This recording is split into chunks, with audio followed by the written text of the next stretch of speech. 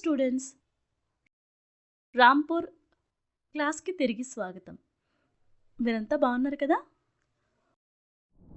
ఉత్పత్తి యొక్క లక్ష్యం ప్రజలకు అవసరమైన వస్తువులు మరియు సేవలను ఉత్పత్తి చేయటం.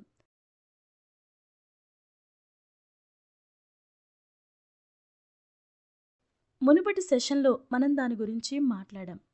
గ్రామంలో వ్యవసాయ కార్యకలాపాలు మరియు వ్యవసాయ విధానాలు అనుసరించబడ్డాయి.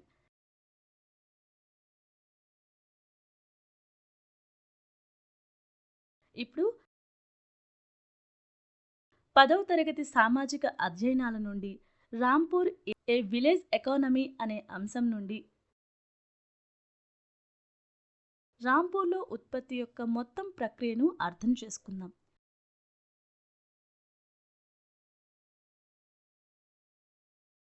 అభ్యాస ఫలితాలు. రాంపూర్లో ఉత్పత్తి కారకాలను విశ్లేషించడం నేర్చుకుంటారు.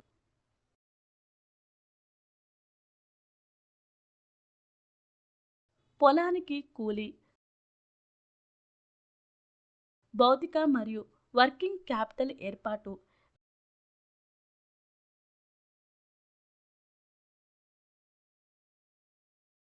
వ్యవసాయేతర కార్యకలాపాల గురించి తెలుసుకుంటారు. కీలక పదాలు: వ్యవసాయ కార్యకలాపాలు.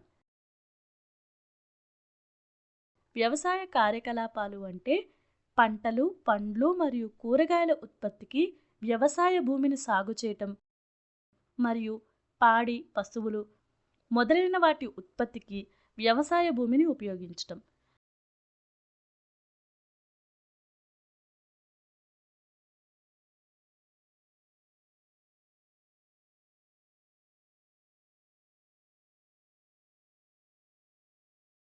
వ్యవసాయేతర కార్యకలాపాలు. ఈ కార్యకలాపాలు గ్రామీణ మరియు సబర్బన్ ప్రాంతాల్లో మార్కెట్ ఏర్పాటుకు సంబంధించినవి. ఉత్పత్తి కారకాలు. ఉత్పత్తి కారకాలు వస్తువులు మరియు సేవలను ఉత్పత్తి చేయడానికి ప్రజలు ఉపయోగించే వనరులు.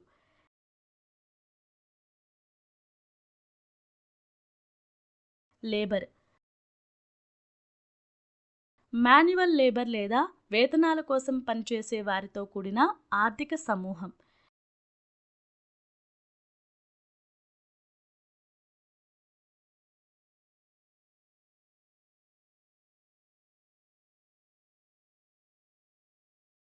వేతనాలు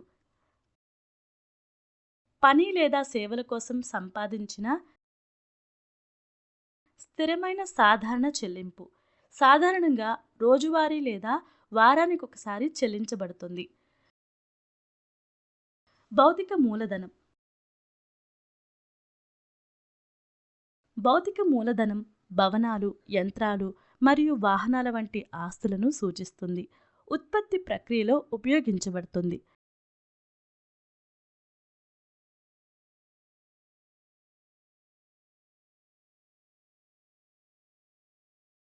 వర్కింగ్ క్యాపిటల్. ఇది ఒక కంపెనీ తన స్వల్పకాలిక ఖర్చులను నిర్వహించడానికి అవసరమైన డబ్బు. హార్వెస్టింగ్. ఇది ఆహారం కోసం మొక్కలు మరియు జంతువులను సేకరించే ప్రక్రియ.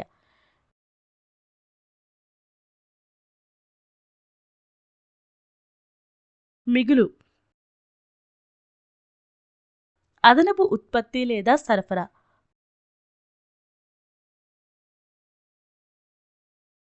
కాన్సెప్ట్ మ్యాప్ని గమనించండి.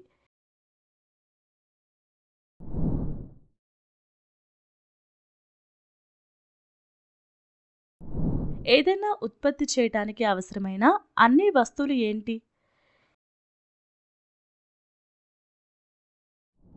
ఏదైనా ప్రజా ప్రయోజనాన్ని ఉత్పత్తి చేయటానికి మొదటి అవసరం భూమి మరియు నీరు, అడవులు, ఖనిజాలు మొదలైన ఇతర వనరులు.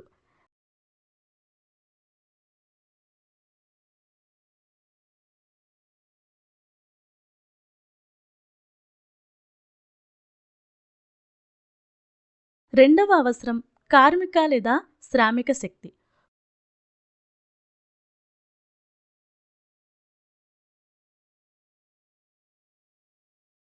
కొన్ని ఉత్పత్తి కార్యకలాపాలకు ఇంజనీర్లు, మేనేజర్లు మరియు అకౌంటెంట్లు వంటి అవసరమైన పనులను నిర్వహించటానికి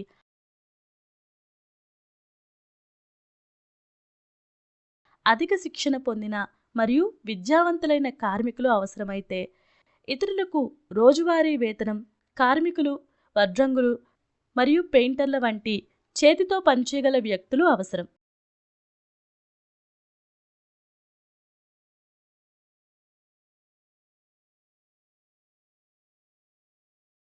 మూడవ అవసరం ఏంటంటే, ఉత్పత్తి సమయంలో ప్రతి దశలో అవసరమైన మూలధనం లేదా వివిధ రకాల ఇన్పుట్లు.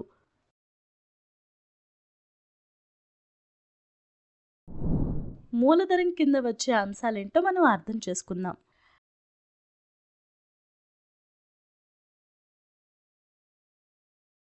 సాధనాలు, యంత్రాలు, భవనాలు.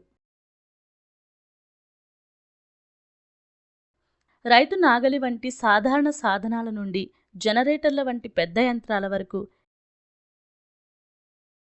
ఏదైనా ఉత్పత్తి చేయవలసి ఉంటుంది.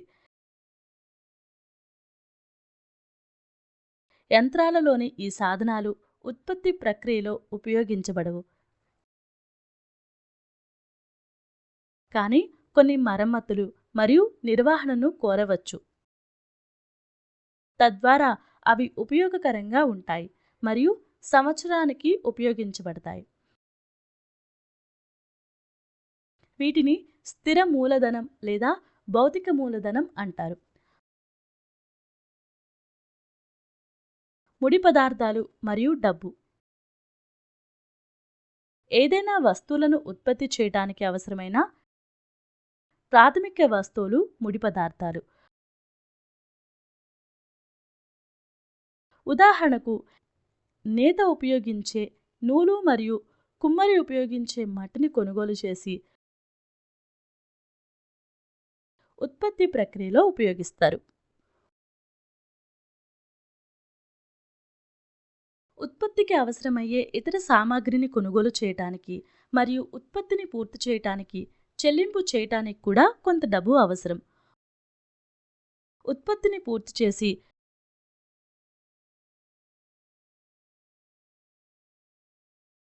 ఈ వస్తువులు లేదా సేవలను మార్కెట్లో విక్రయించడానికి సమయం పడుతుంది.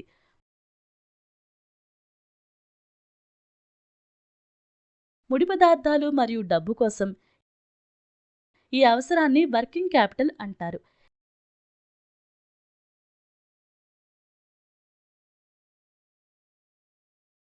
ఇవి ఉత్పత్తి చక్రంలో ఉపయోగించబడతాయి.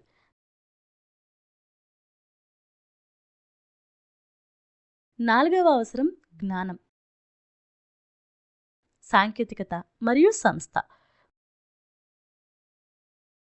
వస్తువులు లేదా సేవలను ఉత్పత్తి చేయడానికి భూమి, శ్రమ మరియు భౌతిక మూలధనాన్ని అర్థవంతమైన మార్గంలో ఉపయోగించగలగడానికి ఉత్పత్తి ప్రక్రియపై అవగాహన కూడా అవసరం. యజమానులు మార్కెట్ యొక్క నష్టాలను కూడా తీసుకోవాలి, అంటే ఉత్పత్తి చేయబడిన వస్తువులు లేదా సేవలు తగినంత కొనుగోలుదారులను కనుగొంటాయి.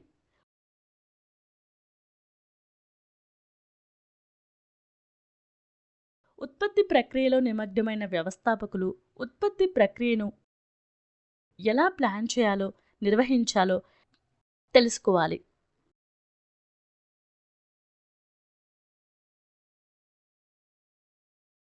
వారి కస్టమర్లు ఏం కోరుకుంటున్నారో కూడా తెలుసుకోవాలి, లేకుంటే వారు నష్టపోవచ్చు. ప్రతి ఉత్పత్తి భూమి, శ్రమ మరియు భౌతిక మూలధనాన్ని కలిపి వ్యక్తులు లేదా వ్యవస్థాపకులచే నిర్వహించబడుతుంది.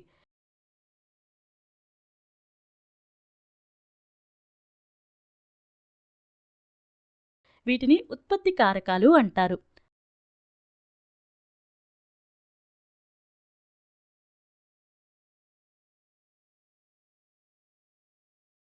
భూమి తర్వాత ఉత్పత్తికి అవసరమయ్యే అంశం శ్రమ.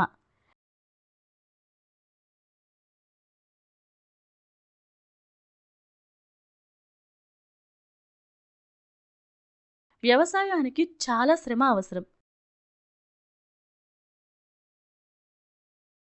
కొందరు రైతులు తమ సొంత భూమిని సాగు చేసుకుంటే, మరికొందరు ఇతరుల పొలంలో కూలీలుగా పనిచేస్తున్నారు.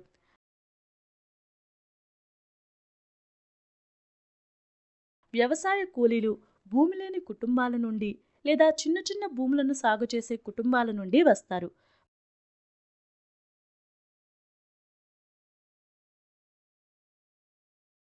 వారు పనిచేసే రైతు ద్వారా వారికి కూలీ చెల్లిస్తారు.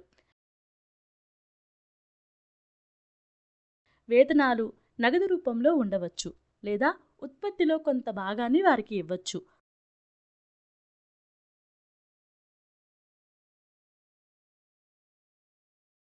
అటువంటి కూలీల వేతనాలు ప్రాంతాల వారీగా, పంటల వారీగా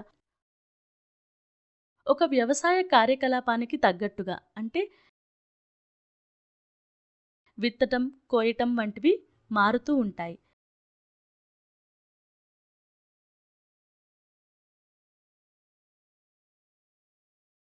ఈ వ్యవసాయ కూలీలు రోజువారీ ప్రతిపాదన లేదా పంట కోత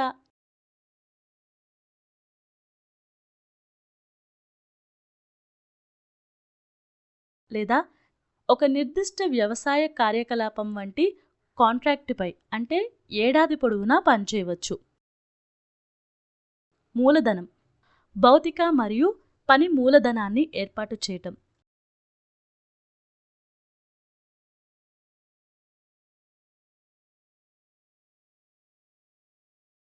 ఆధునిక వ్యవసాయంలో అధిక దిగుబడినిచ్చే వెరైటీ హెచ్వైవి విత్తనాలు,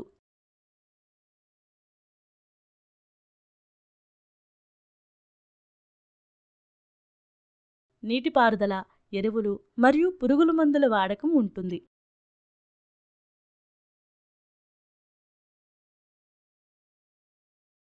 ఇవన్నీ పొందటానికి ఉత్పత్తికి తగినంత మూలధనం మరియు డబ్బు ఉండాలి. చాలామంది రైతులు, పెద్ద రైతులు,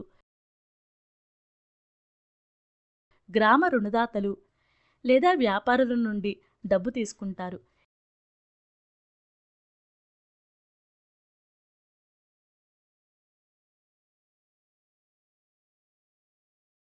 ఈ రుణాలు అందించే రేట్లు చాలా ఎక్కువగా ఉన్నాయి మరియు రైతులు తమ అప్పులను తిరిగి చెల్లించడానికి చాలా కష్టపడాలి. దీనికి విరుద్ధంగా పెద్ద రైతులు మరియు మధ్యస్థ రైతులు వారి సొంత పొదుపులను కలిగి ఉంటారు. దాని నుండి వారు అవసరమైన వస్తువులను కొనుగోలు చేస్తారు. అధిక పెట్టుబడినిచ్చే విత్తనాల నుండి అత్యంత అధునాతన ట్రాక్టర్లు మరియు హార్వెస్టర్ల వరకు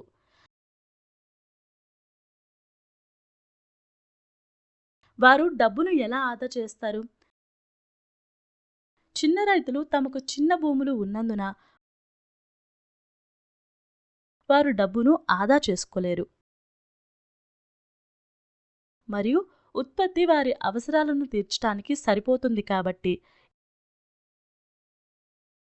ఇది హోల్సేల్ మార్కెట్కు సరఫరా చేసే మధ్యస్థ మరియు పెద్ద రైతులు.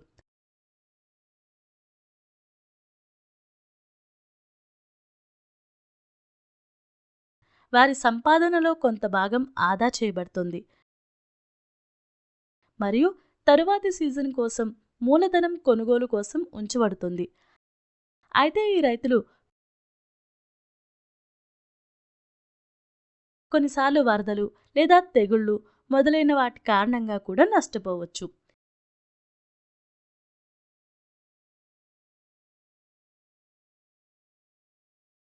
వ్యవసాయేతర కార్యకలాపాలు ఏంటో ఇప్పుడు తెలుసుకుందాం. ప్రధాన ఉత్పత్తి కార్యకలాపాలైన వ్యవసాయం కాకుండా కొన్ని వ్యవసాయేతర ఉత్పత్తి కార్యకలాపాలు ఉన్నాయి.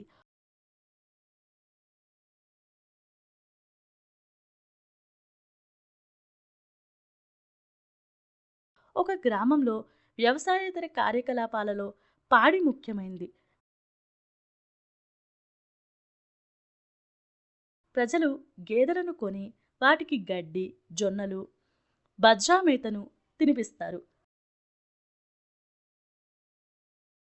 అలా వచ్చిన పాలను సమీప గ్రామాలు, నగరాల్లో విక్రయిస్తున్నారు.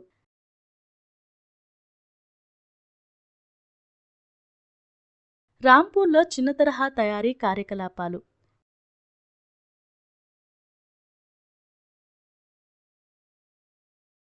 మిశ్రీలాల్ విద్యుత్తో నడిచే చెరుకు క్రషింగ్ యంత్రాన్ని కొనుగోలు చేసి బెల్లం తయారు చేయటం వంటి ఇతర చిన్న తరహా తయారీ కార్యకలాపాలలో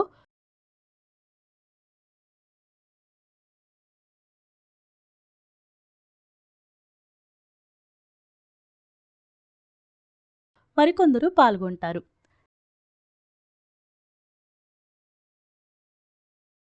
ఇంతకుముందు ఎద్దులను ఉపయోగించి చెరుకుని పిండేవారు. కానీ ఈ రోజుల్లో యంత్రాలతో చేయటానికి ఇష్టపడుతున్నారు.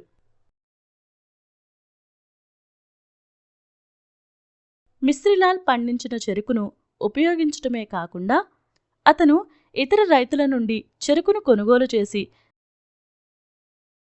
దాన్ని బెల్లంగా ప్రాసెస్ చేసి వ్యాపారులకు విక్రయించటం వల్ల అతనికి స్వల్ప లాభం వస్తుంది.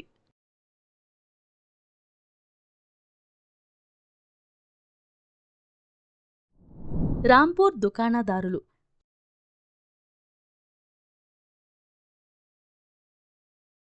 చాలామంది నివాసితులు షాప్ కీపింగ్ వంటి వ్యాపారాల్లో కూడా పాల్గొంటారు.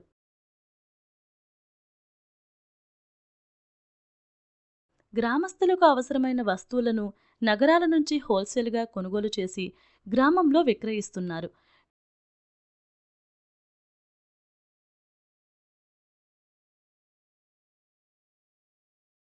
గ్రామంలోని చిన్న సాధారణ దుకాణాలు బియ్యం, గోధుమలు, పంచదార,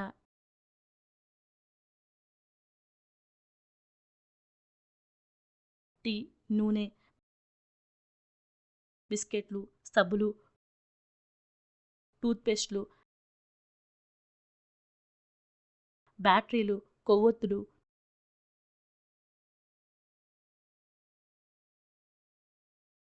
నోట్బుక్లు మొదలైన అనేక రకాల వస్తువులను విక్రయిస్తాయి. కొన్ని కుటుంబాలు టీ, సమోసా, కచోరీ వంటి చిన్న స్టాల్స్ను కూడా ఉంచాయి.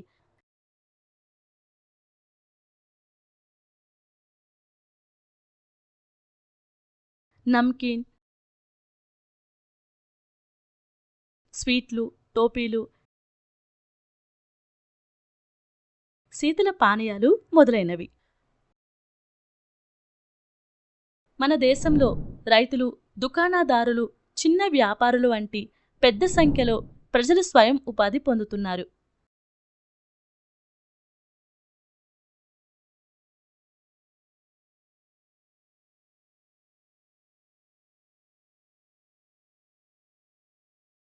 మరియు కొందరు పిండి మిల్లింగ్ మరియు వ్యాపారంలో పాల్గొంటారు.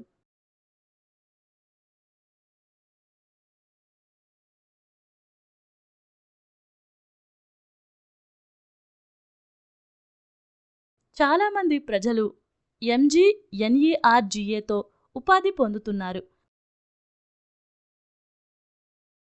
మరియు ప్రభుత్వ ప్రాజెక్టుల్లో పనిచేయటం ద్వారా వారి జీవనోపాధిని పొందుతున్నారు.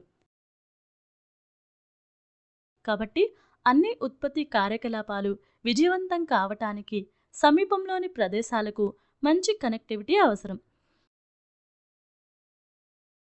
మనకు కూడా మంచి రోడ్లు, రవాణా మార్గాలు కావాలి.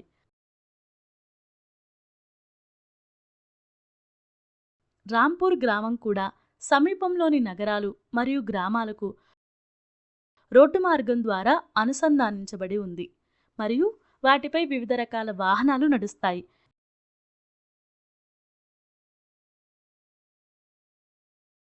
మంచి రహదారి రవాణా మరియు టెలిఫోన్ ద్వారా మరిన్ని గ్రామాలు, పట్టణాలు మరియు నగరాలకు అనుసంధానించబడుతున్నాయి.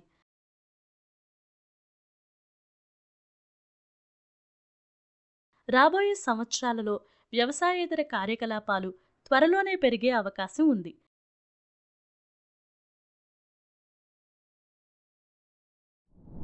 కాబట్టి ఈ వీడియోలో మీరు ఉత్పత్తి ప్రక్రియ మరియు ఉత్పత్తి కారకాలను చూశారు. స్థిర మరియు పని మూలధనం యొక్క అమరిక. గ్రామంలో వివిధ రకాల వ్యవసాయేతర పనులు జరుగుతుంటాయి. మీకు ఈ వీడియో నచ్చిందని ఆశిస్తున్నాను.